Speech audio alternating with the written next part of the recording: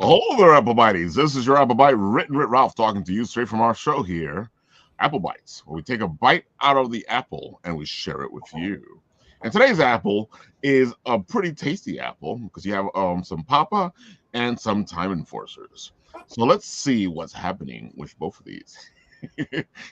Every once in a while, I feel like I'm back at broadcasting school doing my thing, and this beautiful wham stand mic it is just like completely reminding me of that. Also reminds me of our roots and how we first started, because now we feel like we even if I don't have all the wires and stuff connected to the 35 millimeter camera, I can take care of this, which is so much easier because all I need is the wireless mic to put in here, and the facsimile is fantastic. That's cool. And Wham Stand, they're fantastic. They can make your tables at cons look fantastic. Or, when you put your stuff up, it can make it look even more beautiful. So folks, you should check out Wham Stand. And if you stay tuned with me, we'll be doing a whole little contest where we'll be giving away one of these beautiful little mics. Cool. Oh, that's cool. Yeah. I'm thinking what I'm going to do is I'm going to tell people to nominate their favorite podcasters. And we'll do a whole little contest like that, and then whoever picks the winner might get something as well. Very nice. Phil, it's great to see you. You too. And it's nice to meet Paul. Poor Paul got me in a rant. That's how he met me. Okay, Phil. We get it. All right, Phil, you know what? Why don't we start this off so we can get the people out there with the juices flowing and they can see the beautiful thing that is Poppa. So go ahead and start explaining. Well, to be honest with you, I haven't done a lot of shows because it's kind of emotionally draining for me. But so I wrote this story that I didn't realize at the time subconsciously was about me and my father in a lot of ways. I mean, there's variations, of course, but at the core of it, it's that. My father got diagnosed with cancer. He read the script. He was like, "Oh, this is great. Would you be able to get this in my hands, hopefully before I go?" I thought I'd have more time, but and he was doing well. The prognosis was 3 or 4 years. He's 77, right? Bench pressing 165 pounds. But anyway, unfortunately, another tumor came out of nowhere very quickly, and in 5 weeks, it killed him. So I didn't get the book out in time.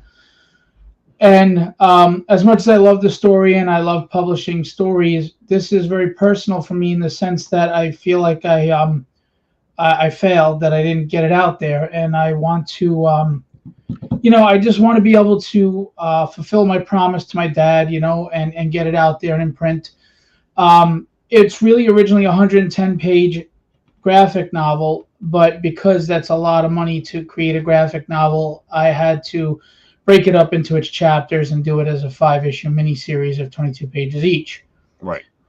Now, Poppa, on the surface, you may think it's this, dramatic thing, or even like real heavy emotionally. It's not. It is and it's not. Like, it's got drama and it's got family dynamics. It's got the tension between his son and his father, because we don't realize that the sacrifices fathers make for families. We often, rightfully so, give women their credit that is due, and we should, but the men kind of silently just go ahead, do what they have to do, even if they're struggling inside. Men just stuff it down and do what they got to do, and we don't always, as children, see those sacrifices. We just see the things on the surface. And this is kind of, at the core of it, is about the son and father dynamics and how they were estranged and how the son doesn't realize certain things. But at the same time, it's also an action adventure where when something goes wrong and a threat comes to your family in the name of your granddaughter, mind you, right? What is this 75, he's 75 in the book, what is this 75-year-old man willing to do to protect his family and save them from this threat, which happens to be in the form of the Italian mafia and the Yakuza, which is the Japanese mafia. So there is a very big twist in this book that at the end of chapter 1, you will discover if I can get it funded and if people back it. And reviews have been great that it's a Silver Age type tale, with true heroes. Because, you and I talk about this all the time, how we've gotten into the anti-hero world. Completely, yeah. We blurred the lines of good guys and bad guys. We've made bad guys sympathetic, and we've made good guys like anti-heroes that push the boundaries and they murder and things like that. And I do think there's room for that in comics, and I like it. But I think we've gotten away from those good old Rocky, Captain America, true heroes that, they do what they can in the realm of integrity and responsibility to do what they need to do. And Poppa has to find a way to save and protect his family without crossing the boundaries of his own integrity. And it's just, everybody who's read it, and I've had about 10 beta readers, they all love it. They thought the script was fantastic. It is. And, thank you for whoever pledged. It's very kind. Thank you. Oh, look at that. Okay, cool. Yes, that's awesome. That's awesome. It's so nice to see it go up. Thank you. You're welcome, Phil. Anytime. Oh, that was you? Thank you. Thank you. I gotta say, you're so close to your funding goal. Now, thanks to Paul, I'm $494 away, guys. And look, I wish I could afford the $250 pledge will work, but it's a little bit too much. Oh no! I listen. It's $7 PDF. I'm just grateful that you would do that. Thank you for the support. I just, I don't expect people to want to pledge because of the emotional aspect for me, and I'm not using it as a marketing tool. I swear to God, I'm not, because that would be disgusting and despicable. Yeah, we get it. It's just that a book means more to you than Yeah, it's a little more personal for you. Yeah, and I just emotionally it was hard, and I guess part of the grieving and part of the healing process for me would be getting this book out. But again, I understand that's not anybody else's issue. We all have our crosses, emotional crosses to bear. Yeah. Just away from all that, it really is a good story that I really think people will enjoy. But unless you give it a shot, you're not going to know. That is true. So, see, look. Paul's getting all this love too over here. Flexi the Bear is my hero. Paul Hebert, I love you. And I think you got a wow, Phil. Well, I mean, Rafael's been speaking very highly of this, Phil. So I love good stories, and just the background you provided. I'm sure your dad would be. I know where he is right now. He's just beaming right now, looking down at you and what you're doing. So it's all good stuff. I'm really and I think you succeeded, Phil, also because he actually got to read it. I know he didn't get to see the finished book, but he actually got to read it. And the thing is, my father was never into comics. He always thought they were stupid. But he first read Tragedy, and then he read everything else I did, and he really enjoyed it. The biggest compliment I usually get is that my dialogue is very real and grounded, and right. Everybody has a different voice. And you can really submerge yourself in the story because the dialogue is real. I'm not saying that's told to me. I would say if you back it, you can find out and let me know what you think. Just to let people know what I think is, and I know you guys are out there and you guys are listening to all this. This reminds me of the Silver Age books, when comics used to have emotional weight to them. Because it wasn't just about the hero did this and the hero did that. It was like the hero is going through something, and at the same time that he's going through something, he has to deal with whatever he has to deal with. And this is the kind of book that feels like. And I think it has a flavor of Bronze Age in the sense that it doesn't have some of the really corny, hammy kind of stuff that we used to see in which I still love. Don't get me wrong. Mm-hmm. In the Silver Age. It's when I say it's serious in the sense that it's not goofy or silly, but at the same time it's action adventure with heart, and heroes that you can cheer for and root for, and characters that you can relate to. I mean, isn't that really the best stories that we ever reflect on are the ones where we related in some way or we aspired to be that character, Rocky and the old Indiana Jones and all those things. They were just fun adventures with lovable characters that you either wanted to be or you could relate to. Yeah, I agree with it, Phil. I mean, growing up in the 70s and, silver age of comics, and the stories were just, I don't know, I think so much better than they are today. It's almost like everything's cookie cutter now. And I still like reading comics, but I'm finding a better audience in the indie market, to be honest with you. I'm really liking the materials that I've seen come out of it, and they're original. They're not just relying on some, character that's already been around for 50 years or whatever. And it's just, I love it. It's really great stuff seeing new content come out that's, breaking molds all the time. So. Yeah, and it would be great if they could get more of a spotlight. There's a lot of great creators. And by the way, I just want to say, I put in for $8 shipping. I don't know why it came up as $10 shipping. So I put out a message to make up the $2 because I'm an honest guy. I don't like to swindle people. I'm going to give something free with whatever physical backing pledge that people do to make up for that $2 because honestly, it was not intentional, and because $8 should cover the shipping. And once someone pledges, you cannot go in and change the shipping amount on it. So I do apologize for that error. And you may notice that with some things it says $8, but when you do the main tier, it says 10. I have no idea what happened. I put 8. But anyway, so just so you know, I will make up that $2 by giving something of that probably greater value with the book to make up for that, because I know times are tough. People work hard for their money, probably at jobs they're not very satisfied with. And for you to spend that money and then the shipping on my book, I'm very grateful, and I don't want you to think I'm trying to fleece you here, because I'm not. So again, my apologies for that error, but I will make up that $2 shipping to everybody with free stuff. To be honest, I wouldn't notice it because I'm shipping stuff out all the time, and it's unbelievable. There's nothing for $6 anymore. Everything's $8 or above. It's ridiculous. Well, even when I charge $8, some of them will be higher once in a while, but it balances out because others are like $7.54, $7.56.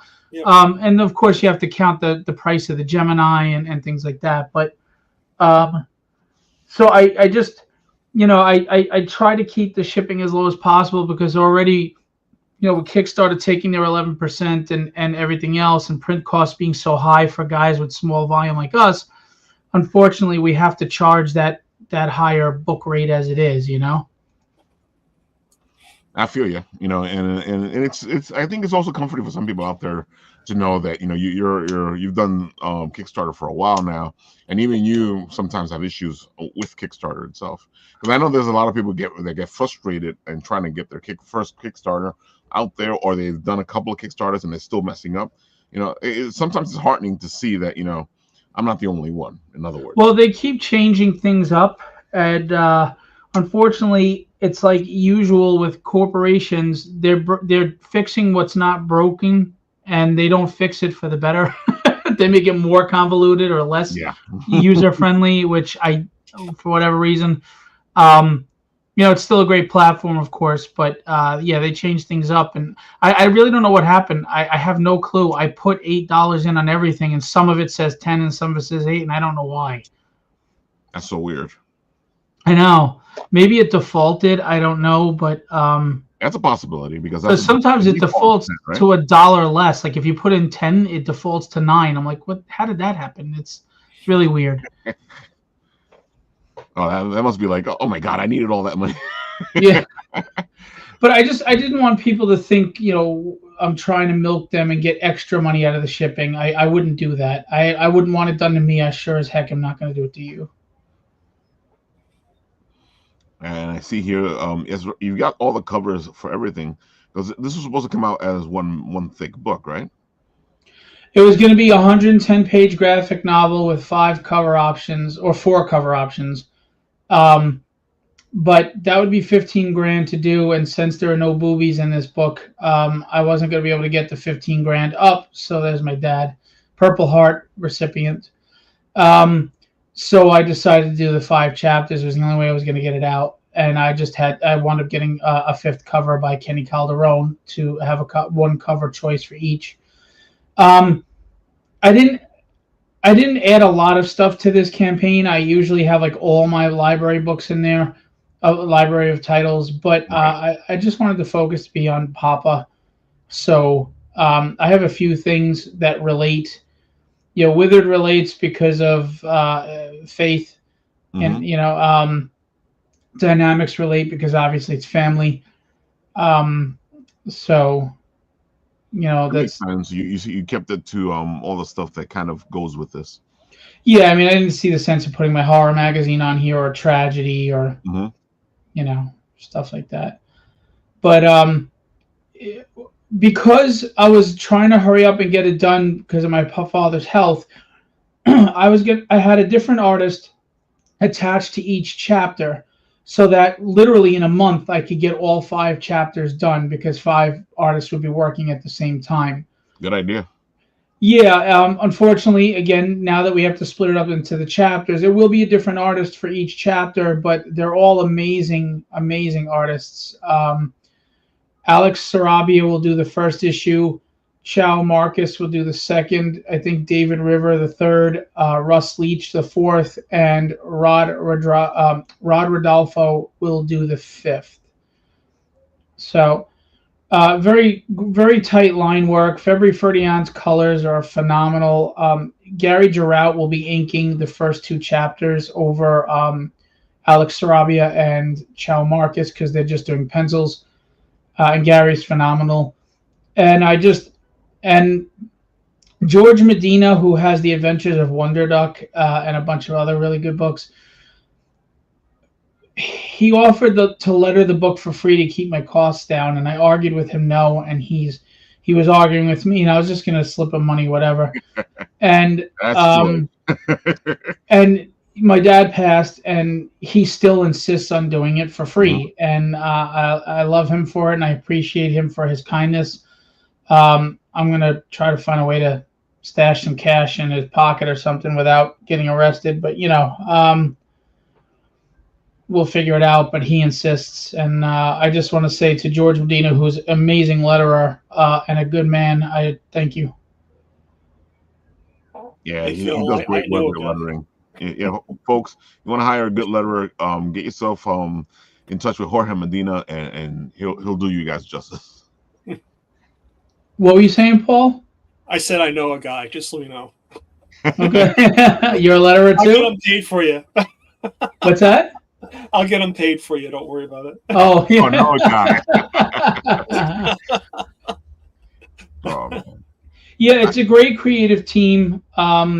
Again, everybody's reviewing the book well. There's a lot of reviews on this page. And as you can see, the artwork is great. It's top notch. It's professional level storytelling in comic book format. And I ask and encourage you guys, can we please get funded right away and maybe make a little extra because it all goes to just back into the book and helping. That's all we say it all the time on the show. Nobody's making money here. The only people making money are the big companies who are using Kickstarter now. But the little guys are not making money.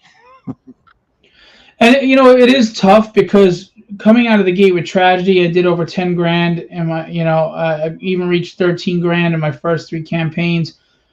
And then it got harder. Kickstarter got tougher, and I think the demographic changed a bit from readers. And I was doing 8 grand campaigns and stuff, and now I'm all of a sudden I'm struggling to hit 2 grand. So I know it's down for everybody across the board that aren't doing NSFW, but I mean, I just want to get enough money. I'm not looking to make money just to make the book. I just want to get it printed. I don't care, even if I have to pay a few $100 out of my pocket. I just want to get the book created and printed. To be honest with you, the $2,000 goal is to get the book done. I'd be paying for shipping out of my own pocket and everything, after that's done, because the shipping is part of the goal. I gotta say, Phil, and I'm happy you touched upon that because I think a lot of people, again, we say it all the time, nobody's making money, but I really don't. I don't think people out there have the bigger picture. And the more I'm working on Hugbert, the more I see that I don't know how you guys are making money. I don't understand how you guys are getting projects out there, because it used to be the Kickstarter was a way to kickstart your project. But if you come at it that way, most people don't like looking at your project because you're not far along or far enough along. They want a book that's already finished, and once they put their money in, they're going to get it pretty quickly. And it's funny you said. I was just talking to George Medina the other day about that. It's supposed to be startup, not distribution, but because of the way it's been used, the consumer base is now, like you said, they want the book right away. And sometimes, like Poppa, it's being used like Tragedy. I always had the book done before the campaign, all my other books, but Right. this one I don't have the money. So, yeah, the campaign is to make the book. Mm-hmm. But again, the artist will be quick. In a month, he can have the book done. I'll have the book in the printer. I mean, he's actually sending me roughs for the last 19 pages today. So once the roughs are edited and approved, he should be done with the book, but right shortly after the campaign's over, and then I'll get it colored and lettered. And it's 2 weeks or so, sometimes 3 weeks to get the money from Kickstarter after anyway. Right. So, honestly, it should be ready to go within 2 months of the campaign's end. So, I don't worry too much about you, Phil, because you have a really quick turnaround. Even when your book's not completely done, you have a really quick turnaround. And that's what we were just talking about in the green room, is that this will make a great Father's Day gift, especially because they would get it before then. Yeah, I didn't even think about that. It'll probably be right around that time. Yeah. Mm-hmm. Yeah. So, folks, looking for a good Father's Day gift, this is the book. Especially if they like comics. And I'm telling you, folks, this is more than it seems. And we're trying to not spoil anything, because it's better that you come at this from a perspective of not knowing too much, of just the idea of the story. But I can tell you, folks, as you read this, you will enjoy this, and the surprises will be fun. Yeah, the end of the first chapter has a twist, a surprise that you won't see coming. Nobody has seen it coming. But you got to pick up the book to find out. Yeah. So pick up the book. I am. Go ahead. Hey, Pete. I also publish other people's books, and as you know, I'm doing the Madcaps for DM Ray right now, which is just under $2,000, which is a Dungeons and Dragons fantasy for friends who hadn't seen each other in a long time, of different races in Dungeons and Dragons, of course.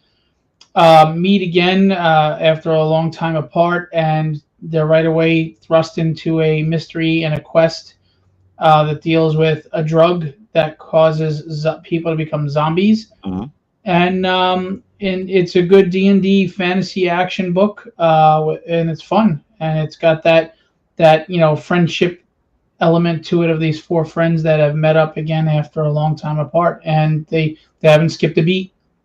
So I've said it before, and and I'll say it again. What I love about this is, Phil's not kidding. You can actually feel, as you're reading the story, it's the same thing. It's the same reason I love the Dungeons and Dragons movie, because I can actually feel the characters playing these characters. In other words, feel the people who would be playing these characters, because that's how real it feels to the D&D setting, to this story that's happening out there. You can actually hear the side jokes and all the fun that they're having while you're going through it, which is one of the reasons why I like the Dungeons and Dragons movie, because it has that same feel to it. Well, the funny thing too is with Poppa, I didn't have any really high level tiers, because there's only one cover.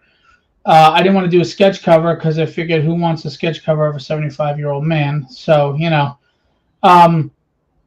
we do have the art tiers, but of course most of the money goes to the artists. Mm-hmm. And I think that's part of what's causing the struggles for Poppa, is I have a lot of people that usually like to do the completionist thing and buy the tiers that are everything, but I didn't add a lot. I didn't add t-shirts and this and that, and I don't really like to add t-shirts. I did that on the omnibus, and it was the first time, but I'm about the story and pushing the story, so I try not to do too much swag. And plus, if by the time you spend the money on creating the swag, what are you getting, $5-10 off each thing? It doesn't make sense to me. It's a lot of work. Pete, I agree. A good dungeon master can really tell a great game and make it amazing, like Gage the Wolf and Max the Bone. You know, we miss Gage here. You know, he's a great guy. Is he still on Facebook? I haven't seen him in ages. Oh, he's on Facebook, but he's just busy writing. So you know how writers sometimes need to like disappear so they can write. Yeah. Oh, we're still friends. Okay, I thought for all I knew, maybe he's I'm done with you. He's just not as active as he was before. Well, I don't blame him. He's still writing. He's still telling stories. He's still dungeon mastering. So cool. Come back, Gage. Come back. Working a day job. Sometimes we gotta pay for the dream, folks. Sometimes we gotta pay for especially in this industry, we gotta pay for the dream. Sometimes we gotta pay for the dream, and sometimes the dream makes us pay. Exactly. Both times you still need the money. Yeah. Phil, I gotta say, like, the more I work on Hugbert, the more I'm sitting there going, I don't know how anybody gets their book done. I don't understand how any of these projects get done, because you're pretty much putting a lot of money out of your pocket before you even go to Kickstarter. Yeah, well, again, like I said earlier, my Kickstarters used to be very lucrative, and I was making money, not like hand over fist, but enough that I was able to invest back into the company and make more books, and I wasn't spending out of pocket. But in the last few years, it's been a struggle. It's been hard, and I was breaking even, and then it's up and down, and overall breaking even in the last few years. But some campaigns I'm spending out of pocket, some I was just getting it covered, and it's hard. It's hard. Wasn't it Kirby that said comics will break your heart? It's you do this, and again, this is a Pete quote. Pete once said this about my conventions that I ran. It's a passion play, not a money grab, which I thought was a great. I always remember that line. Pete is the one who said it, and he said I could take it. So yeah, Pete's over here talking like this too. The industry makes us no money. This industry is the epitome of for the love of the game. Well, the love of the fucking game. Yeah, bubble burst because the COVID money is gone. I agree. I also feel like the big companies are now using this format to kickstart their own books, which they don't need to kickstart. Yeah, the big publishers are using this direct to consumer as well, and it is taking up a large portion of the pie. Hey, it is what it is. They built their brand and they got to where they got, and they have their fan base, so good for them. But just factually speaking, this isn't hating. It's just, yeah, it takes up a large part of the wheel that the pie, and the little guys are they're seeing the dividends shrink. Yeah, completely agree. And because it also splits the money, because now you got the bigger companies there, and a lot of the guys who are buying our books buy those big company books, and now they have to decide: do I want the big company book, or do I want to support my friend in his Kickstarter? Well, and that's the tough part is you're selling trust, because they don't know who I am, they don't know the quality of my writing, and people are very guarded with their dollar. And even if it looks interesting, I think a lot of times they're reluctant or fearful to take a shot. I would say maybe once a month, if you could, forego that Starbucks or Wendy's or whatever, and just try to support one indie guy a month. The $15, because you might actually find something that is your new addictive thing. You may be, wow, this was so good, I can't wait for the next one. And as we get older, it's hard to look forward to things, right? Like we used to be so excited about Christmas, and we used to be excited about birthdays and whatever holidays. And as you get older, you've been there, done that, and it becomes just more responsibility. So I think as adults, we go through entertainment craving and trying to find that thing that makes us excited and anticipating, when's it coming out again? So I think, and comics was always that for me. Like every Wednesday was exciting, right? It's like Christmas every week. You could go get a stack of books. But I was just thinking that you looked forward to what was it? It was Tuesday when I was younger. Yeah. You looked forward to that Tuesday to go get the new comics. It was like Christmas every week. Well, you could get like 20 comics for $2. I mean, we used to get a lot of comics for our money. I know.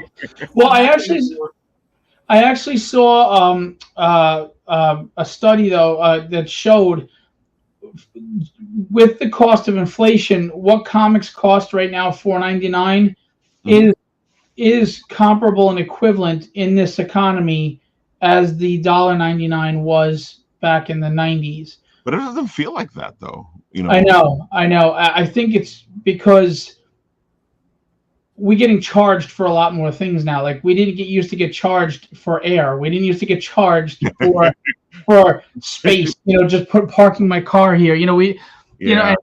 And then there's taxes on taxes on taxes on taxes on taxes, and so I think obviously inflation, your dollar doesn't go as far. Also, our dollar has been cheapened. It's not 100 cents on the dollar anymore. No. But I also think there's a lot of people just getting their hand in that cookie jar and taking your money for this, taking your money for that. I mean, even just putting up a website for commerce, all the fees you pay, the credit card fee percentage, the Shopify fee per, the annual fee for hosting. It's everybody's got you one way or the other, so it's difficult. One of the best things that came out of the regulation of banks is I hated that whole you would go over because you're paying your bills, and if you went over by $1, they charge you $35 on that $1. Yeah, it's like if I had the dollar, I wouldn't have had to go over, and you want me to give you 35? Shoot, and I'm like, what the hell? These fees are killing us because you're already in a bad place, and then the fees make it worse. Well, credit cards, I mean, they can charge. There used to be an extortion rate. You couldn't go more than 23.99%. Now they can charge 37% interest. Who gives a crap? Yeah, they get higher and higher and higher. Sometimes it's not worth charging anything on your credit card. I actually don't have credit cards. Everything I do through this business is cash. Yeah. I either have the cash or I don't. I was able to get off credit cards once, and then I got married. By the way, on the Poppa campaign, I do have an opening. There's a tier for 5 spots. I'm an editor as well. I'm not just a copy editor. I can edit the book, the sequentials, everything soup to nuts.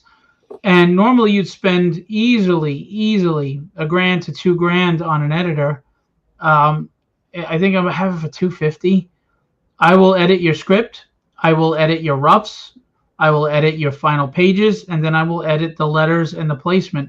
I'll make sure there's consistency in the backgrounds and the artwork. I'll make sure that the storytelling is there. I'll make sure that obviously every word is spelled correctly. The word balloon placement is proper and the eye flows properly.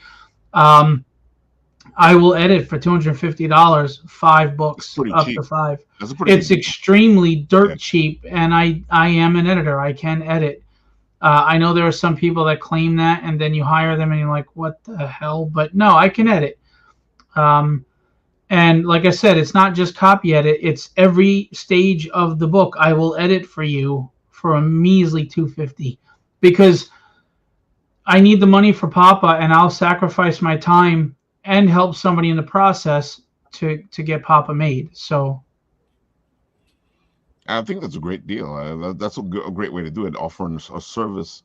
I find that a lot of the Kickstarters are doing that now, where they have tiers where they'll either offer you to be in the book, or they'll offer you a service that the person can provide. And I think it's a good way to go. I'm going to be going to distribution. Tragedy will be monthly in stores in October, and I even considered putting a tier for ad space in Tragedy for someone monthly. But I don't know. I'm just trying to find ways to make the cash fairly, to and give something in return to get this book made. You know, I really thought and hoped we would have been funded much sooner. You know, we're a week out and we're still 400 at the I agree. expected I goal. expected you to be at least over your funding goal. Yeah, I mean, usually my campaigns do, and I have a really good amount of loyal people that come and read everything You that I definitely do. write, Yeah. but they have not shown up, so I'm sure money's tight.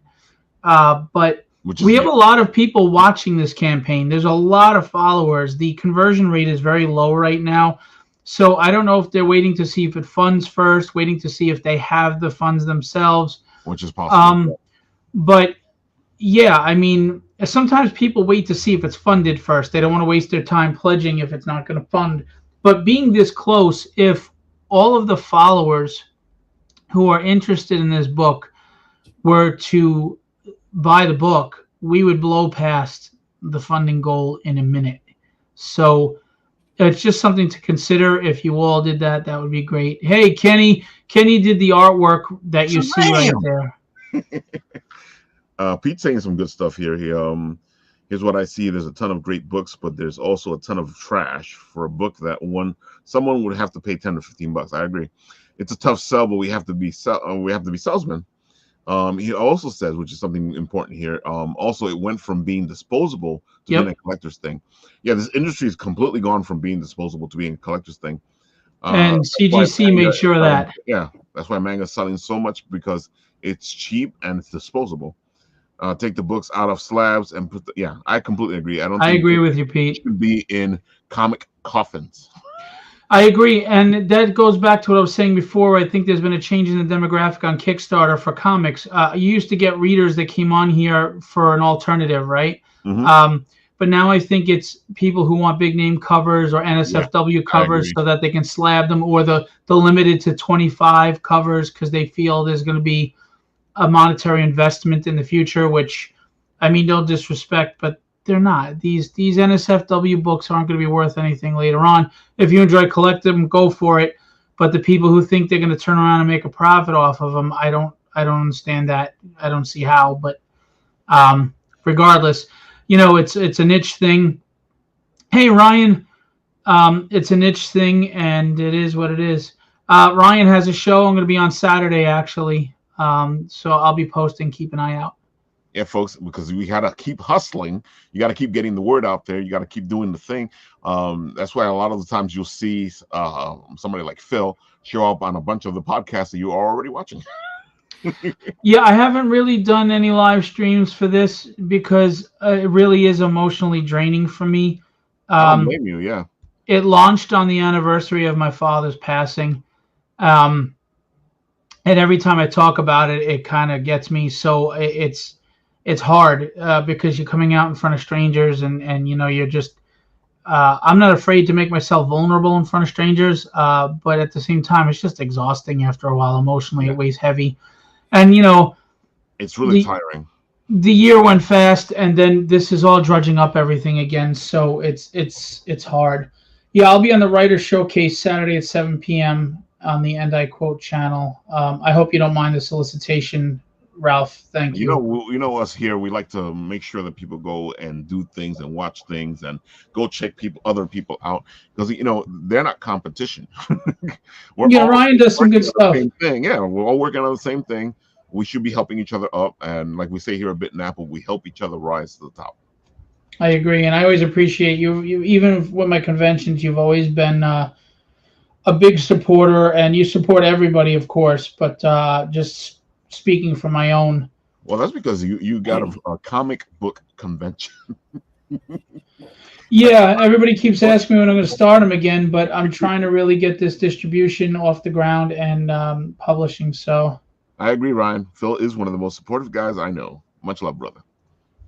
Well, I mean, I do what I can. I know it's hard for everybody, and I don't want anybody to feel like I feel or go through what I go through. So I often try to do what I can, but I'm limited like everybody else. So we've been doing this now for 10 years. Can you believe that? We've been doing Bitten AppleTV for 10 years now. It's a 10th anniversary in October. And the whole reason we started was because I sat there in a convention and I looked around and I saw all these press people just covering the the bigger people, and there was so many projects and products and books out there that needed to be like gotten the word out there, and I felt, and I still feel that somebody needs to do it. Yeah, I mean, but again, it stems from your passion and love for the industry and for the medium and pop culture in general. And we need people like you guys to talk about it and create a buzz. I think that's the biggest problem with indies on Kickstarter is there's no buzz created. Like there's no chatter, about, hey, did you read that, Elysium Fields from Michael Oden, or Great. Or Cold Cutter from Charles W. Morgan. I mean, it was really good if you like crime noir. If there's no like buzz created and that little underground chattering that gets people interested. We'd rather we'll bitch and moan about how bad we hated She-Hulk, and give them publicity that they don't need. Yeah, but we don't really create that kind of chatter for whether it's an artist like Kenny or Paul and his books or Ryan and his show or yours. And I would love to see that change. I would love to see people start sparking interesting conversations on these things, Because I agree with you. I feel like what's happened now is instead of going out there and going, look, this is great art, or this is a great book, or whatever it is, everybody's busy with names like, oh, did you get that book from so and so? Did you get that book from branding? So-and-so? Mm-hmm. Yeah. Well, it's funny because you can listen to a well-known person drone on for an hour, and you're like, that was so interesting, that was great, and you could have a nobody say just as interesting things or even be more interesting, but because he's not a name, you're like, oh, I had to tune out. I don't have the attention for it. Oh my God, you're completely right. Paul, why don't we show off what you're up to, because you actually launched your game a week ago, right? Yep, it was April 8th. We launched the first episode, and basically Time Enforcers, each game is going to be an episode. It's like the Batman series. That's how we look at it. And the first episode is Time Out of Time in feudal Japan. So you go back to feudal Japan as Samurai Kaizen to try and figure out what's happening with the temporal disturbances going on. And you're working under the auspices of the Galactic Space-Time Consortium. And we have C.T. Haugens, who's like the main, I guess, mad scientist, but he's really close to my heart. Anyway, and then you've got H.G. Wells. So all the characters have some basis in history. It's really meant to like sneak in history learning into the game with the kids not realizing it type thing. And I've had a lot of fun with it. I mean, it's been a struggle with the whole programming aspect. It's something I learned from the start and for this project, but it's going well. I'm really happy with it. It's getting to a point now where I hope I can produce more episodes a lot quicker, which it appears that I am getting to that point. So I'm pretty excited about that. But the whole thing is... I was going to say, Paul, let me ask you this, because we were talking in the green room before all this started, and we were discussing everything you've been going through. What do you think is the big lesson or takeaway you learned from the first installment? You got to keep talking about it. It's like you have to.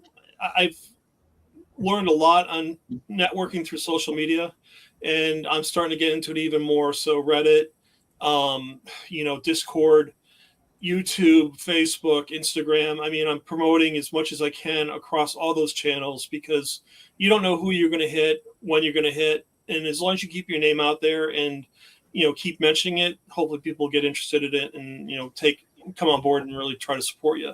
So, it's a $2 investment. It's not a big deal. I enjoy playing it over and over again. I have for the past 2 years. So it's still not boring to me. And, it's a lot of fun. I look at Time Enforcers as being almost like you said, Phil, a retro Silver Age comic book. I go back to the 8 days when I liked reading the old Batmans and old Spideys, and that's how I looked at it. It's really meant to be something that's fun. It has a level of violence, but very, very mild. It's really meant to be for kids who are 9 to 11, but I have adults who play this and they love it too. So it's a lot of fun. And you may never know. You might learn something about history along the way, which is kind of a cool thing, which is what I like about it. Feudal Japan, you can't go wrong. That's just freaking awesome. I love that. Yeah, I fell in love with the Seven Samurai, and then of course, I got into the Seven Samurai because of the Magnificent Seven. So Right.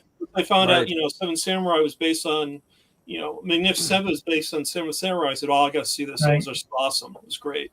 So yeah, just the whole aspect of history has always been something I'm very fond of. I mean, I originally got into the whole, Dark Ages and medieval history in seventh grade, and I just never stopped. I mean, went to the Civil War, and it's just like there was no internet back then. The only way I could find out about it was going to the library and getting books. And one of the things about this game, I'm not a historian by any means, but I do a lot of research, and whatever is in the game in terms of research, I provide as a reference. So if someone wants to go and look up more information about samurai or what horses they rode or what was the capital of Japan during the feudal age, all the references are there, so they can go and start doing the research on their own. That's really the whole point, is trying to get kids involved in wanting to learn more and spark that creativity for them to, take a step and try and go beyond what we're offering here. So that's what I love about it. That's awesome. I got to say, I say it all the time on the show. The reason I write is more because of my history teachers, because they showed me how to tell a story. They completely caught me in their charisma, in their way or ability to tell a story. On the other hand, my English teacher was like, "You're not going to be a writer." Gotta love teachers that do that, right? Just knock you down before you even like 10. Yeah, and I'm a big history buff. I love history. It's a story, and I feel like people don't see it that way. They get bogged down in it's history, but it's still a story. It's a story that's been told. It's a story that's been lived. And a lot of the stories we read are based on, or the stories that we watch are based on history, are based on things that have passed. We learn from those things, and then we try to work them into our own stories. What I like about this too is just it's a comic book, and what I see a lot, especially like with the Marvel cinematic universe, is like they're beholden to try and keep things the way they are without disrupting things. It's like this is a comic. I mean, there's no reality here. You do whatever you want. So what if the world blows up? I mean, it happens. It's like just move on. But that's what I love about the concept of this idea, where we're going to be focusing on a different historical figure each episode. So episode 2 is going to be focusing on Amelia Earhart. And one of the ideas I had was to convert her Vega 5B to a Vega 3D6. So it becomes a plane that can travel interdimensionally, which is kind of cool. So it's like taking those aspects of history and kind of warping them a little bit. But then I have ways to like blow off the doors, like everything happening, like, time going to the pits and like Chronolith taking over and all that kind of stuff. But regardless, that's why I find excited about it. It's really deviating the storyline and really twisting things around, and really there are no rules. That I really want to break everything that I can, which is something I'm looking forward to. I just can't produce the material fast enough. That's my only problem right now. But one thing I want to note on this, just going back to what Ralph just said, this really is almost like a book. The game has an interactive table of contents, so as you move through it, chapters will become active in the table of contents as you go through the game. So each scene that you hit will probably trigger a link in the table of contents. So when you come back, if you don't play the whole game at once, you can come back and start where you left off. Or if you want to replay a level that you like, you can go back and do that as well. So, and I don't want to give any was it the spoilers here, but basically there is an alternate ending to the game. So you'll either hit one ending and there's another alternate ending you can hit as well. Well, I won't tell you how to do it, so you're gonna figure that out yourself. But anyway, and you're on Steam. Cool. Yeah.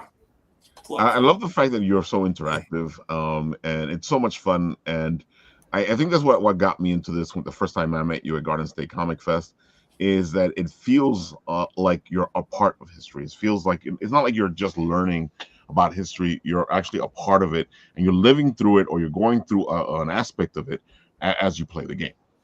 Yep.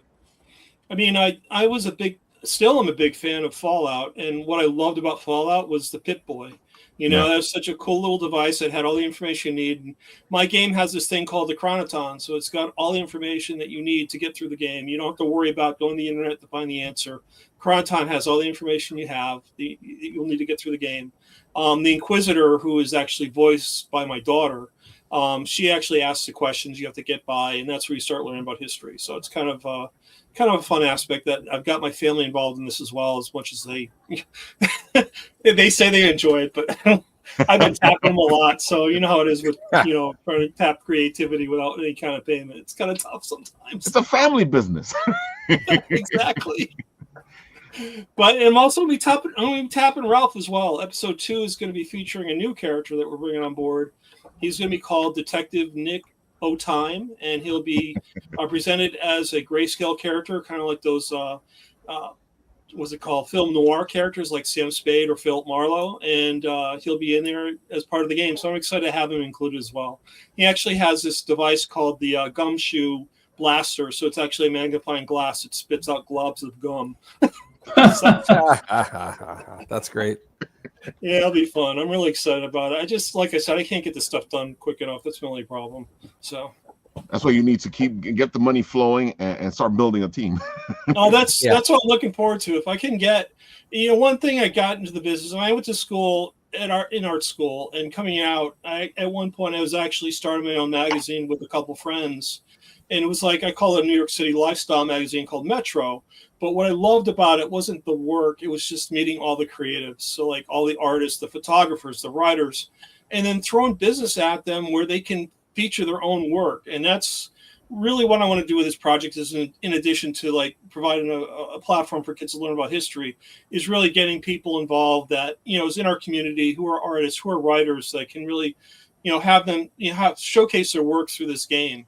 And I've actually taken a few steps towards that. It's been tough because, I have limited means, but I've asked artists to like interpret their own character. If artists come on board and they actually draw on the characters, and I'm featuring it on my website and social media.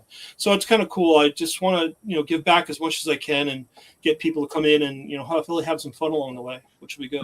Another fun part of this is that Paul goes out there and he dresses in his professor character at the conventions. So you'll see him as the professor in the conventions. You go up to him. It's a lot of fun. That's cool. Yeah, I get Doc Brown, I get Einstein. It's like, no, I'm Professor C.P. Hawkins. Are you going to be at Garden State this year? Yeah, I'll be at Garden State. Yeah. Cool! I'll get to meet you in person. That'd be great, Phil. I look forward to it. It'd be awesome. Yeah, me too. I'll make sure everybody gets your character right. I get free stuff. I mean, I'm always one for like not charging people. So if you come to my booth, we got candy, we got buttons, we got stickers. If you don't buy a T-shirt, you get a lot of good stuff. Well, I was already coming, but now that you got candy, all right. Come to the history booth. We got candy. Yeah. Actually, just be careful, because that pickup line of "I've got candy for you, little girl" is not what you want. Don't even go there. No, but we had a big play at CycloCon. It was so cool. My wife said, "Paul, we got to feature balloons." So I'm like, I got like 24 balloons, and this is the best thing. I'm looking at CycloCon. I see my balloons floating around the whole show. It's awesome. Oh, that's great. It was so cool. So promotion. That's a brilliant idea. Custom balloons. They'll be blowing balloons up at Garden State. So that's a brilliant idea, because if the balloons will go all over the con, it's like promotion everywhere. Exactly. You know what you should do? Put a piece of candy or something in them, so if they pop them, they get a little gift. There you go. It's like a piñata. It'd be like, ooh, a piece of candy. Family Guy. Oh, I haven't seen that one. I tell you, man, Jolly Ranchers are the best. Oh man! But no, it's a passion. It's something. This project actually came out of COVID. I saw what was happening to my family and the educators that were thrown into that travesty of education. And I said, why can't technology, make learning fun instead of being a chore? I mean, I went through the Civil War with my son, and I love the Civil War. Grew up as a kid. After that whole experience, I wanted to take a pencil and just stick it in my eye. It was so bad. It was so bad. And then I said, why can't we just make this fun? Why does it have to be so difficult? And just make it boring for kids, So that's really the inspiration behind this whole thing. That's cool. I remember I had a history teacher in high school that he was fun. He made it interesting, and I paid attention, and I liked the class, and his approach was like what Ralph said.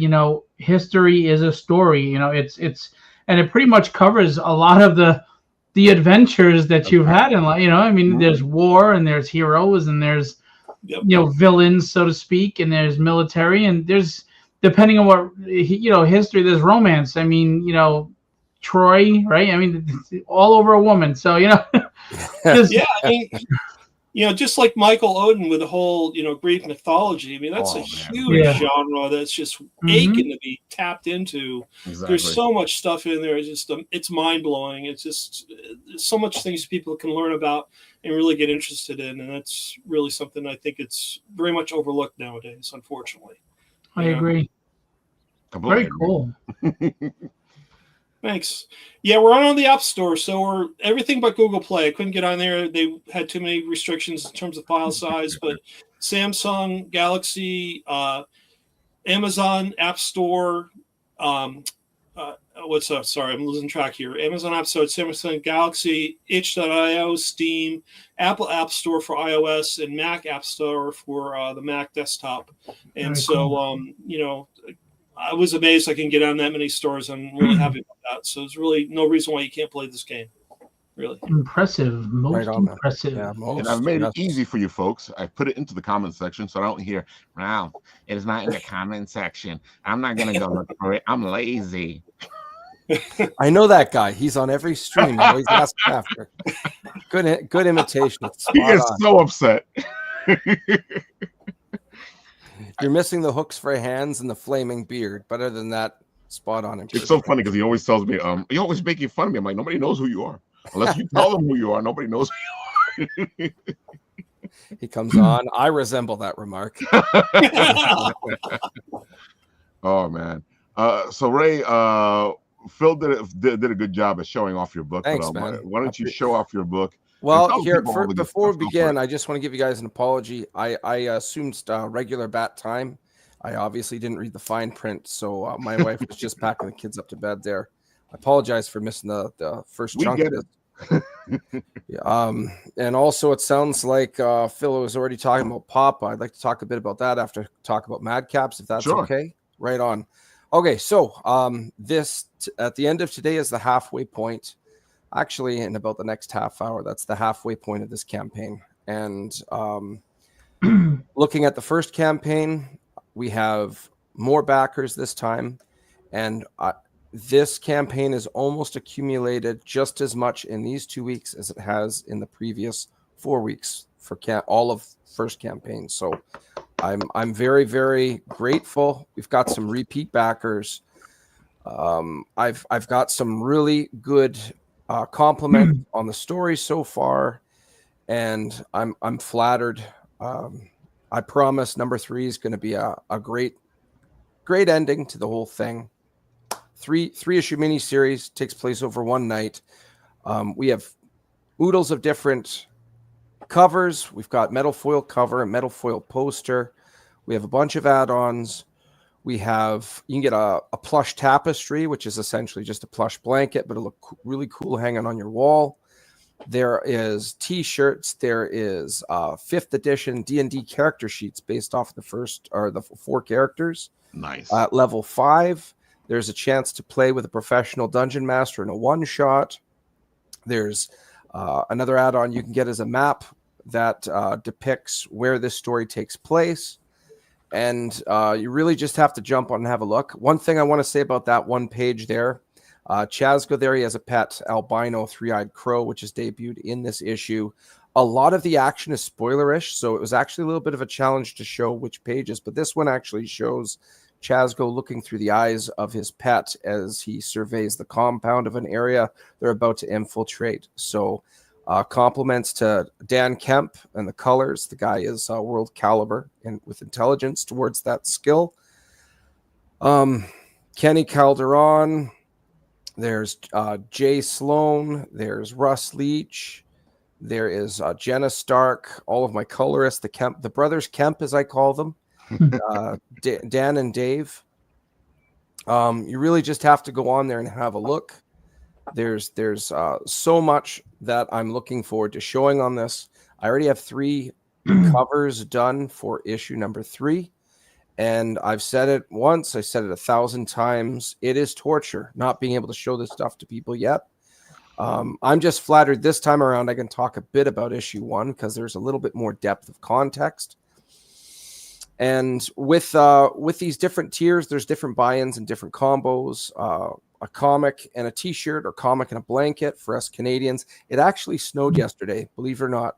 Whoa. It actually snowed halfway through April, and we got snow on the ground. It was gone as soon as the sun was in the air, but it's like that one spider that struggles to not get flushed down the toilet. It just won't go away. But dude, your voice is getting coarse. You're doing too many shows. I had a 2-hour one this morning.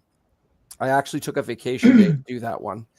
And by the time I hit May 1st, it will be 54 podcasts as of right now. I might get another 2 in there. We'll see. There's pinup art there by Sean Langley. For $5 more, you can get the black and white without Dan Kemp's coloring. There's the metal foil cover. A lot of people wanted this one to be a metal foil cover, and I didn't want to take attention off the stained glass, so a happy compromise. It's less money for this because it's just the pinup. And we took the logo off, so it's just the virgin art of the lines and the color. So that will look really beautiful hanging on the wall. A lot of people are loving those. We got a bookmark set. It is various different covers and art from issues 1 and 2. The character sheets is already mentioned. The T-shirts is already mentioned underneath that. Those T-shirts, you can pick your T-shirt size, your color of T-shirt, and your art. There's your options for the blanket tapestry. Options is the word. I can't English today, but that's all right. Not because you've been doing too many shows. Maybe. We have 1 stretch goal unlocked. We are right on the threshold of stretch goal number 2. We are hiding them. We're not telling what they are until they're revealed. So the first one is a humble one. It's a die cut corner sticker. Look great on a binder. Look great on a laptop. It's taken from the main cover to issue 1, or issue 2 rather, drawn by Kenny Calderon and colored by Dan Kemp. The very last, if we get that last target goal there, we will, as I mentioned, one of the 3 issues in black and white, we will reveal it in issue number 2. So you have a little bit of a taste of what you're getting yourself into. I'm hoping we get that because it's a nice little reveal without it. It's a statement without saying anything. You will want to get issue 3 once you see this picture. There's been a lot of been holding back, and even though my voice is coarse, I wish I could talk way more about this stuff. Shout out to Victor Medina for all the interior work. Yeah. Dan Kemp, who is, as I mentioned, world caliber colorist. He's colored everything from Marvel Knights, Daredevil, and Punisher to the drawn Ramada Jr. era of Amazing Spider-Man, over 100 issues of Spawn. He really likes working with Victor Medina's interiors. Micah Myers is back for issue 2. For all of the letters. He is 3-time Ringo nominee. I have just nominated him myself because I want to get him in there. Also, of course, Phillip Russell, who I've also put in for the Ringo nomination. Hopefully, did you really? Yes, I did. It had a big sheet, so I was allowed to put names in. And what other publisher am I going to put in, man? Of course you're going in. So with that said, shout out to Philbo Publishing and all of the work they've done for me. I'm very grateful. And with all this, if you're on the fence right now about backing this, A, it's funded, so you're going to get it. B, we're almost at a second stretch goal, which is a really nice one. You could be the make or break for that second stretch goal. It's right there. Mm-hmm. And also, if you've got, and I've said this multiple times, I think I've said it on yours already, Raph, if you've got friends that you don't get to see as much as you would like to, then when you see them, your very inner child is recharged. This comic is an homage to that level of camaraderie told through the theme of medieval fantasy, portrayed using the medium of a comic book. So if you like fantasy, if you miss your friends, if you like magic, melee, monsters, mayhem, it's got it all. Hey, good to see you, Ryan. Really good to see you. Hey, man, I really believe in this story, and I bet you will too. If you buy in, anybody listening right now, have a gander at this. I promise you, there's digital copy if you don't have a lot of real estate in your house. There's physical copies. There's collectors. One person already got the ultimate tier, which is pretty much everything. Nice. And there's really nothing else I can say. You just have a look at the trailer. It's funny that you said all that, because me and Phil, that's exactly what we were talking about when we were talking about your book when you weren't here. Well, one thing I didn't talk about is one of the things I like about working with Ray, and this is not backhanded, this is genuinely a compliment. Ray, despite being a father of children and a husband and a career and everything, is a big kid when it comes to this. I mean, can't deny that. It's professionally done. He has his professional cap on, but to the energy, just having conversation with Ray. Of course, he needs to do it at 11 p.m. for some reason, but his enthusiasm, his passion, his energy is like a kid before Christmas, and for an old grump like me, it's actually refreshing. It is. And it's nice. And it's one of the things I do like working. One of the many things I do enjoy working with Ray. Thanks, man. And I just want everybody to understand that if you want books that are, beholden to shareholders, then go by all means, go pick one off a shelf. But if you want a book that is written with the passion, the love, and the desire of a person who truly loves the D&D genre and comic book genre and role-playing genre, all mixed in one, it is a book you should pick up because it's done well, and it's done with the passion of someone you can tell really cares about this. So, 54 shows, for crying out loud. I don't know what to tell you. That's dedication, and that should be rewarded one way or the other, and you'll be rewarded in return by reading a good book. And if you love D&D, you need to get in on this tier where you play a one-shot with Michael Towson, because it is fantastic. Mr. Nathan underneath me was a vending machine. Vending machine.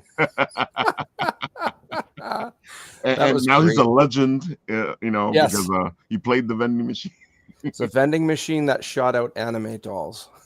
That is okay. It was all underwater. It was amazing. Each anime doll, Michael Towson, who's the DM, he had to describe the anime doll. Eventually, he started running out of characters he could think of. So he's like, "Here's M. Bison in a schoolgirl outfit flying out from Street Fighter 2." I've done the game twice now, and it's a blast. You guys got to get in on this. If you like D&D, get in on this. It's not just. It's just fantastic. It's fun, and I gotta say, I do say it every time we talk about this. One of the best things was we were playing our characters from our prospective projects, and I got to play one of my characters from a project that I'm working on. And it was interesting to play as the character. It gave me more insight into the character because you're playing as this character, and sometimes you really need to get into your character in order to understand them more. And this made me understand that character way more. And I tell people all the time that, if you want to write, one of the best things to do is play role-playing games. You want to act, best thing to do is play role-playing games, because you're going to do a lot of writing and a lot of acting in role-playing games. One of the things I like about one-shot campaigns is they're very similar to that of an escape room. And when you're in an escape room, you kind of learn a bit about yourself because you have to work under pressure. But in this case, it's through second party or third party perspective, because you're acting out another character in the D&D campaign. It's kind of a similar thing, but role playing, of course. But definitely check this out. There's a lot going on. There's a lot of pieces moving in the background that I wish I could talk about. And it's not my day job. One of the best things about this story is you are getting a story that you can walk in open-minded. You don't have to have, and I've said this as a joke before, 60 years worth of lore memorized to understand half the context of the story. You can just walk in and absorb it for what it is. On the other good point is, because this isn't my day job, I'm doing it by choice. I'm not rushing out a monthly issue, or I've said this before. Sometimes you have crossing over story arcs from 2 different monthly issues. Sometimes you got to delay or push back or stretch forward a certain story or an issue. You get filler issues because of that. This comic was initially supposed to be 2 issues, but there was so much going on in it. I actually expanded it into 3 issues just because it felt too crowded. I wanted to take my time telling the story in a good way. So the quality is there. There's no pressure in regards to letting down or fan service or anything like that. This is the chance of you seeing something for the first time. I saw a meme not too long ago. There's a scene of Keanu Reeves in a movie, and he's got his headphones on and he's eating. And it comes from the movie Always Be My Maybe. But anyways, in the scene, out of context, he's eating this stuff and he's got headphones on and he starts crying saying, "I'm sorry." Well, someone turned that into a meme and it says, "Save your family or play Final Fantasy VII for the first time again." And the guy's eating there and he's like, "I'm sorry," crying. And I can't control my caliber of writing. This is my first time writing. I got talent I felt was worthy of the story. It's up to the readers to decide whether this story is worthy of the industry. But all I'm saying is, if you read these 3 issues, it's just a one-night story. This could be the equivalent of, I remember reading this for the first time. And when I read it, and Phil talked about this before, you get the comic in your hand for the first time. I got to have that experience, and wow, this is real. This is the real deal. It wasn't like I was 7 and made my own and stapled it together and it was drawn on with crayons. These are pros. I was rolling with like top tier talent, and I just, wow, it actually happened. And I swear, when you look at this book, when you read it, this could be the next time. I remember reading this for the first time and I very much enjoyed it. And the only way to prove that right or wrong is actually to buy a copy and give it a go. And of course, let's go to the videotape. Show it off. Come on. After Chasgo and myself received a surprise visit from Dunnan and Madcaps, we were able to help the local guards stave off the beginnings of an undead outbreak. I recognise one of the fallen creatures to be an addict to the local drug, Weave. After following a lead, the 4 of us were able to track down a group of bandits transporting the drug. Fortunately, we were able to control the situation, and Dunnan has a gift with aligning perspectives. You get to choose which of my friends here you are going to speak to. If not, I'll pick for you. We had no idea that this was the beginning of a very long night.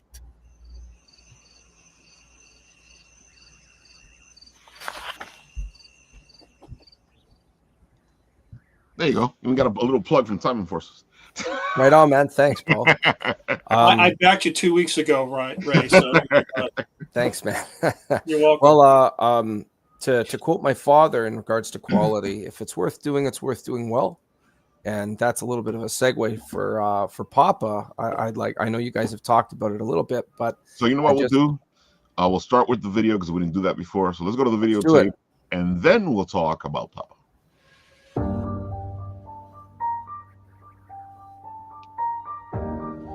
Meet Bruce Rogers, a 75-year-old Vietnam veteran who's spending his twilight years living with his son, daughter-in-law, and 12-year-old granddaughter, Melody. Bruce and his son have an estranged relationship that has never been resolved. Melody is the light of Bruce's life, as they've formed a bond that never grew between him and his son, Craig. When a threat to Bruce's family arises, this old man must decide what he's willing to do in order to keep his family safe. What would you do?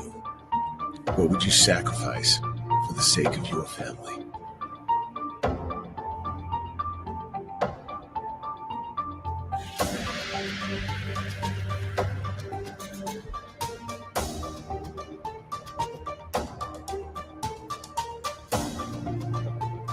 Ignore the coming 2024. That was when I was trying to get it out before my father's passing. So, but unfortunately, I just might as well keep the trailer, right? So it's a good trailer. All right, go ahead, Ray. All I wanted to say is Phil's doing this as an homage to his father. I went through this just 3 years back, and my dad But 15 years before he died, he tasked me with certain things. I'm the baby of my family, and I felt it was, when he tasked these things with me, the details are relevant. It felt very, let's just say, real. I don't know how else to put it. Felt a little more real than real. It's like you hear a grizzly bear is big, and then you see one for the first time. Oh my goodness. And when my dad tasked these things with me, a couple of them applied to when my dad was around no more, and I was able to follow through and get them done. And there's a bit of obligation, and I'm sure part of that helped with the grieving process. And there was various other things. And I'm sure Phil has already said he wanted to get this into his dad's hands. Him and his dad spoke about this. And from my own experience, I think I understand just Phil needs to get this out of his system. I've read all 5 issues in regards to the script. I'm in love with it. One thing for sure is, and I've said this before as well, you take Clint Eastwood out of the movie Gran Torino, you replace Bob Odenkirk with him in the movie Nobody, and it's an old man versus the mafia, essentially. And what is a man willing to compromise his own personal rules to keep his family safe? By the end of issue 1, there's a great cliffhanger, and I have a review for this comic, and I can't say anymore. It's frustrating.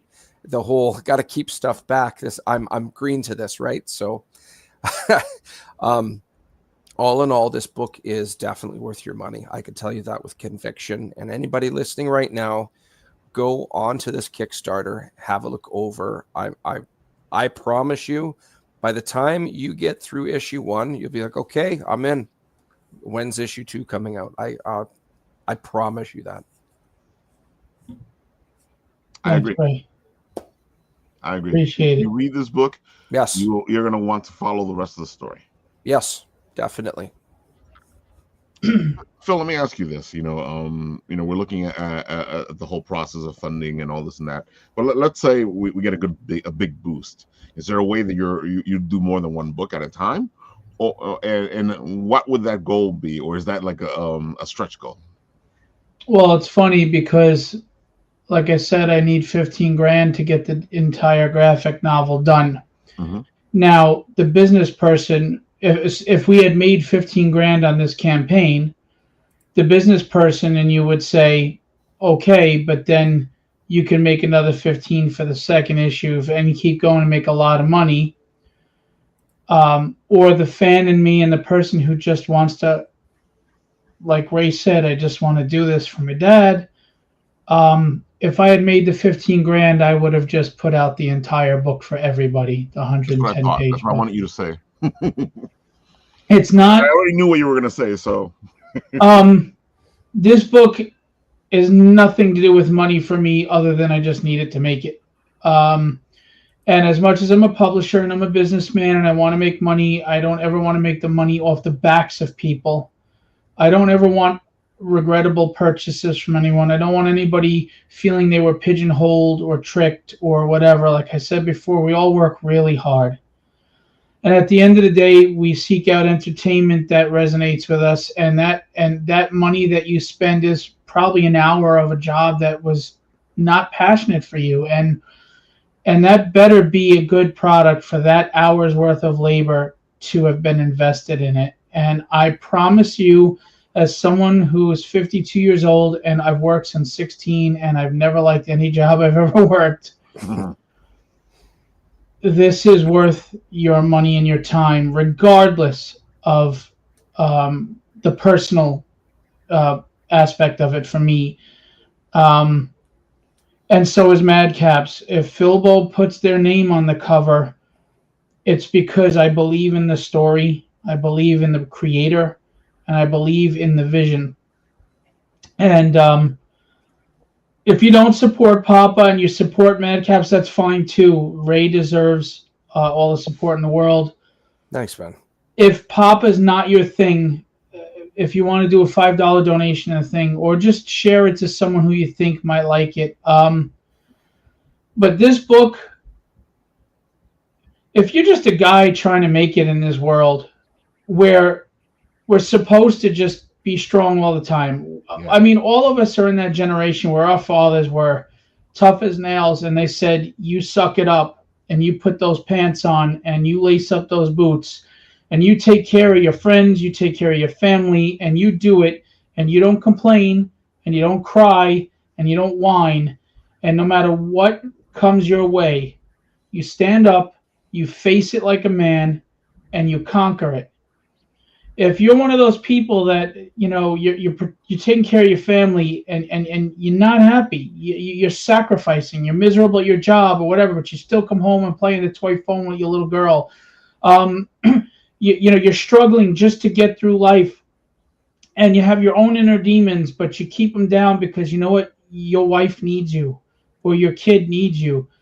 You know, this isn't just about me and my dad. This is a tribute to all those guys out there, especially those fathers that deal with their own struggles and their own demons quietly, because they know that the greatest thing they can do is just be strong for the people they love no matter what. And we don't always get credit. We don't always get appreciation. And sometimes we even get vitriol because they can't see past the facade that we put up and see the pain we hide back, or the sacrifices that we make as parents, as fathers.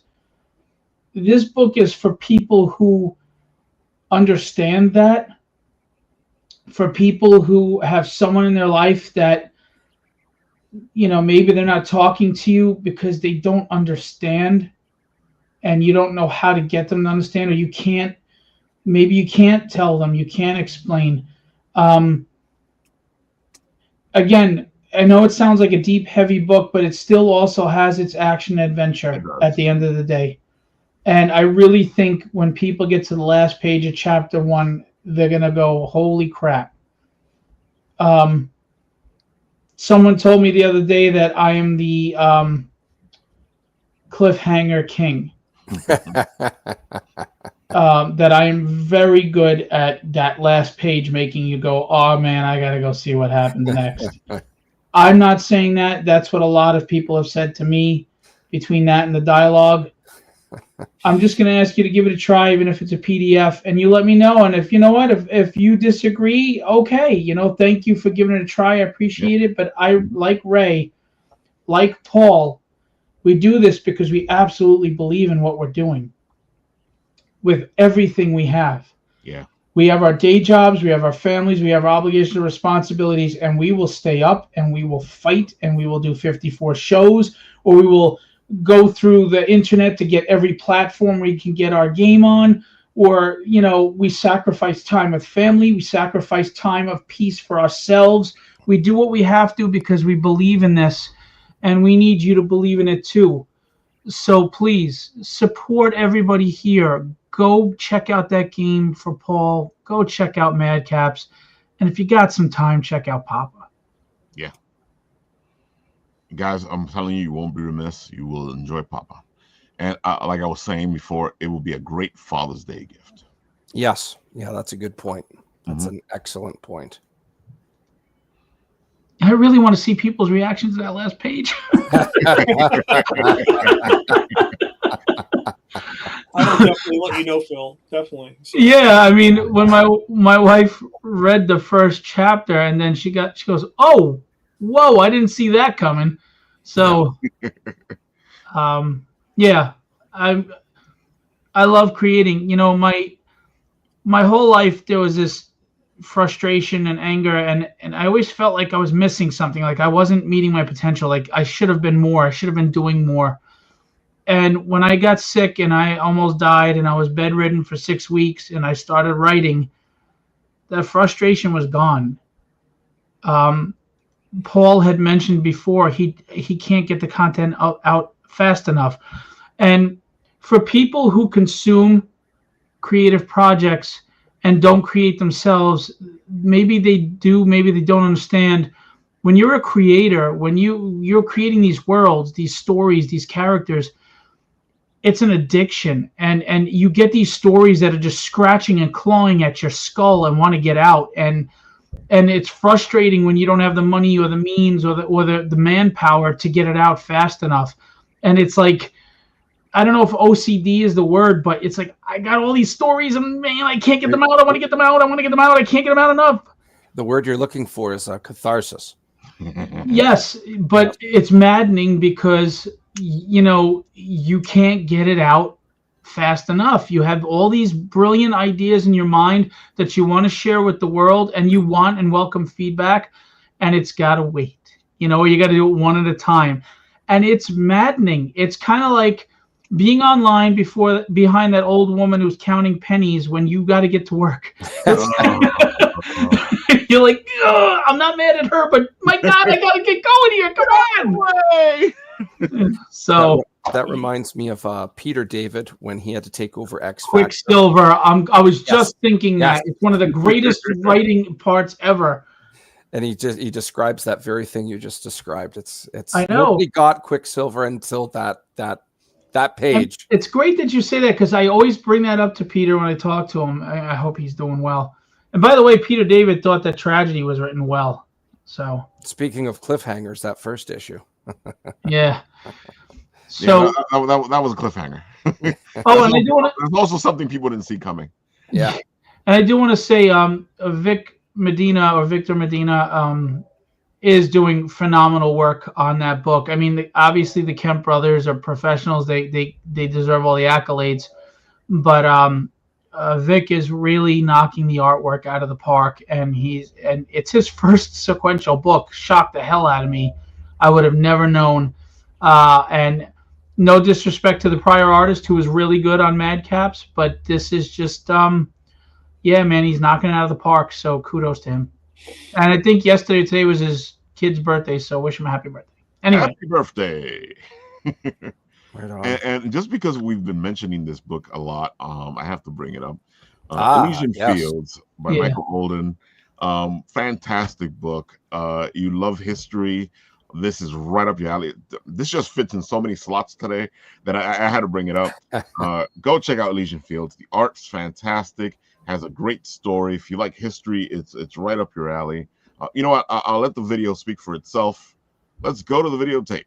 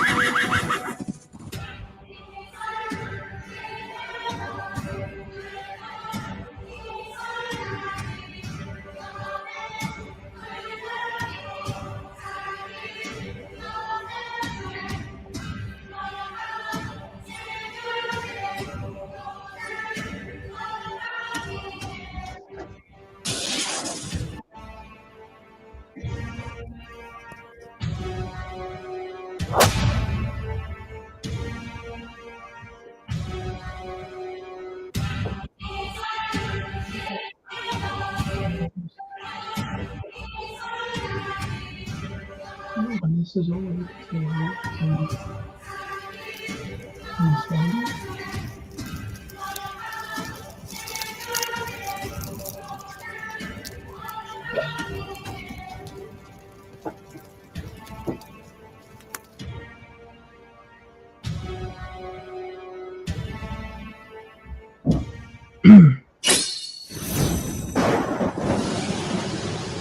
Yeah, I love that V-Ken cover. V-Ken's a friend of mine, and he's honestly one of the best artists in the industry. I mean, if he's one of my top three. So, yeah, he might even be my favorite. Him and Mark Silvestri, I think, it's time for my favorite. Those covers are just like, wow. You know, they like really pop. They're... Hey. Bear says hello. That's Kaylee Bear. Little Mighty. She's going to bed. I love you, sweet joy. Oh, look, it's Charles W. Morgan. And that's Tasha. Just stare at me. Hi, Charles. The whole time. Yeah. Cold Cutter. Hey, Charles, Cold Cutter, great crime noir if you're interested. And Charles' artwork has been phenomenal on that book. Definitely check it out if you like crime noir. And I love crime noir, and that's why I love Cold Cutter. Yeah, you do the voiceovers on his trailers. Oh, I love that. And I feel like each issue I've gotten into the character where I know he's just getting into this place, and I already have this idea for the next issue, and he's going to be in a really bad place. Cool. You gonna say something, Ray?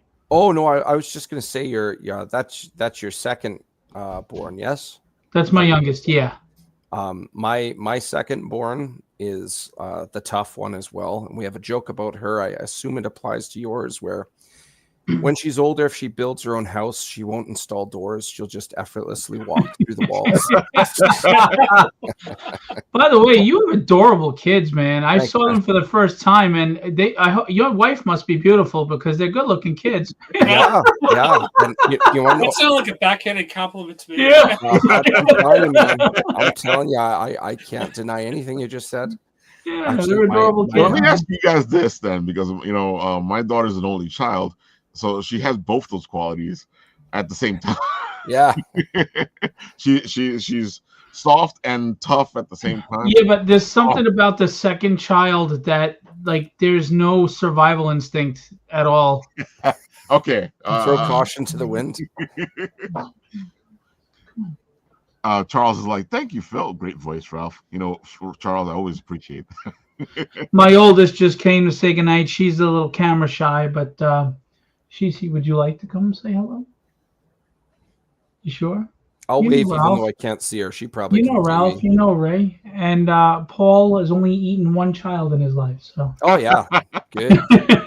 Paul's a nice guy. I'm happy you said that because Four. it just reminds me It says of four. my favorite episode of Bluey, where There you go. Hey, I love you, kid. And the puppet's like, what do you eat? Children.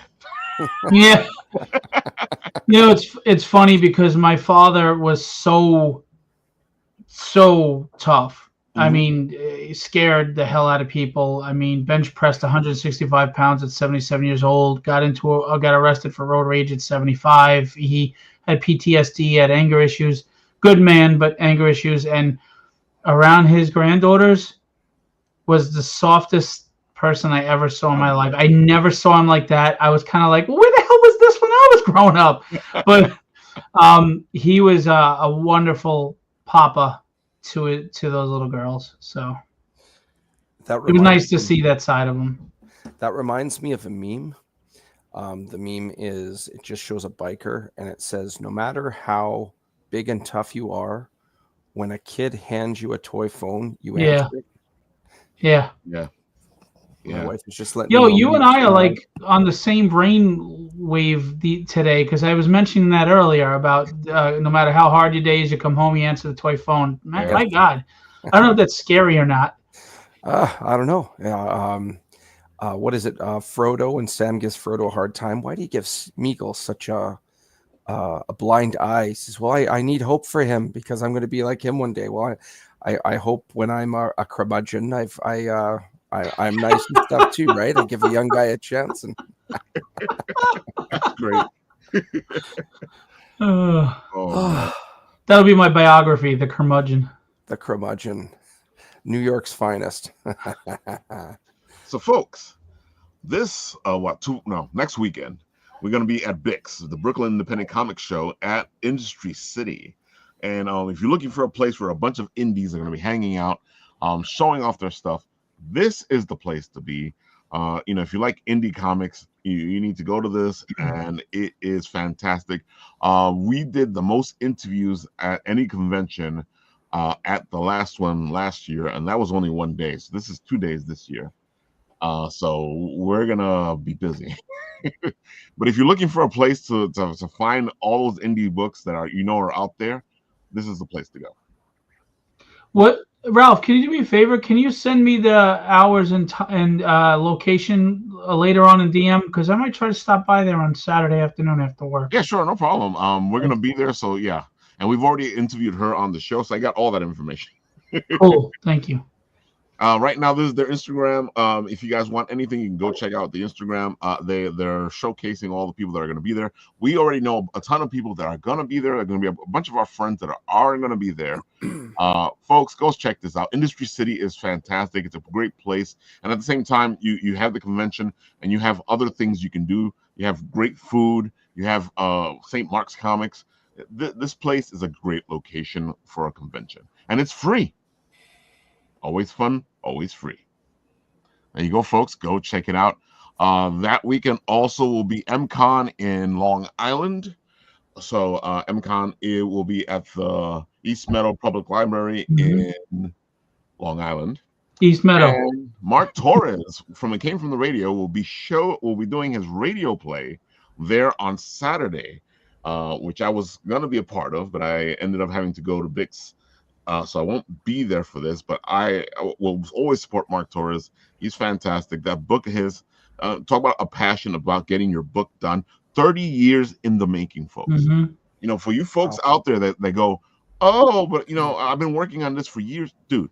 It doesn't matter. Just get it done.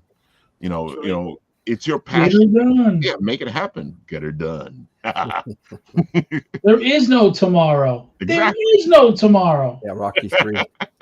Just do it. Stallion. Mr. Nathan, am I forgetting something? Or are you there? I'm here. Hey. No, you pretty much got all of it. Just a couple of the usual suspects. Pat Shand has Wild Wisps going on for its second book. And Niobe Tales of Asunda has their book also going on, and that's pretty much it. And they're both doing very well, but you know, folks, we can always use extra support. Go check them out. And Niobe is actually doing a thing with their Dungeons and Dragons as well, so you might want to go check out that whole thing. Hey Ralph, can I share my trailer that I made for lunch?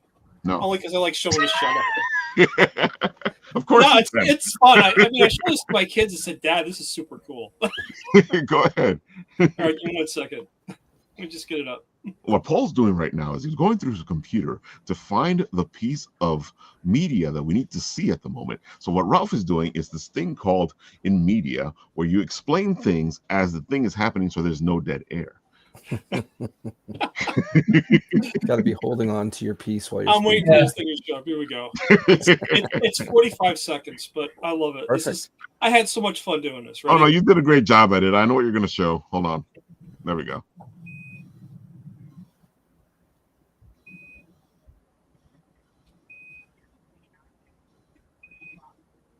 GSTC control. We've got main engine cutoffs. First stage separation confirmed. Over. We're on UCT. Reading in 5. Hawkins to GSTC control. I'm exiting. Time jump 1. Over. Roger that, CT. All systems are green. Over. GSTC control. This is incredible. Do not believe what I'm seeing here.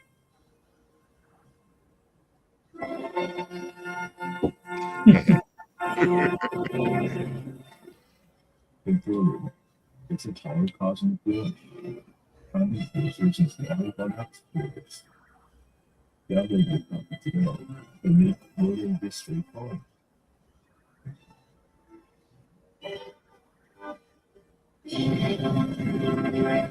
I'm sorry, man. If I could get 2001 in, I had a great choice of music. Good job. Hell 9000. Had to do it. Yes. That was great. But just so everybody knows, that's not a hidden message saying that the AI or the computer part of it is going to turn on you and try to kill you. That could be an Phil? How many guys would never do that, Phil? Yeah. Never. Oh my God. Can you tell we're geeks, folks? Any last words, guys, before we go? Well, first, thank you, Paul, for backing. Please support everybody here with what they do. They work hard, and we appreciate you. That's it. Of course, check out Poppa right there. Go right now. Go check it out. And of course, check out Madcaps. Yep. You know, The only other folks. thing I can say is a deceptive, really good thing in hot chocolate is maple syrup. I am Canadian and proud of it, but that's a completely separate topic. We're leaving winter, so I'm still in that range. Everything I could say could be said. Go on to the Kickstarter, watch the trailer, look at the options. You can get issue 1 and issue 2. Big setup for number 3. The payoff is going to be huge. Just go and have a gander. Yeah, folks, all the beautiful stuff. Of I course, on just, this show, Ralph, I'm so appreciative of being on the show. I mean, I just love meeting all these creative individuals. It's phenomenal to A lot me of to fun. be able to, just interact with all these people. It's just great. So thanks, man. I really appreciate this. It's awesome. Yeah, thanks, Ralph. I think the last thing I'm going to say is, because it's something to what Phil said, I need to get it out of my head. The reason I don't publish is because it would stop me from getting it out of my head. Because then you got to do that whole publishing thing and get that out there and stop all the stuff from coming out of your head. Because that is the reason I write. I write so that it's not here and I don't turn into the Joker.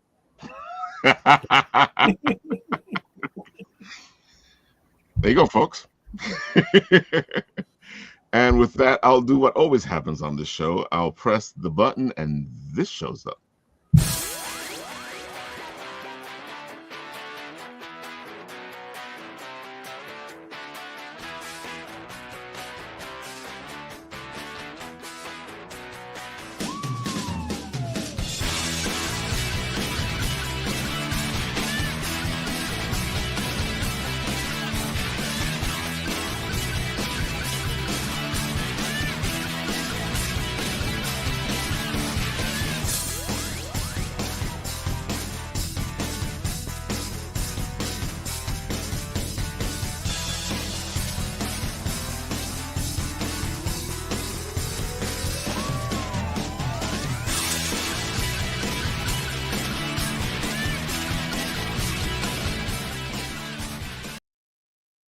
I know what you're saying to yourself, folks. It's Tuesday.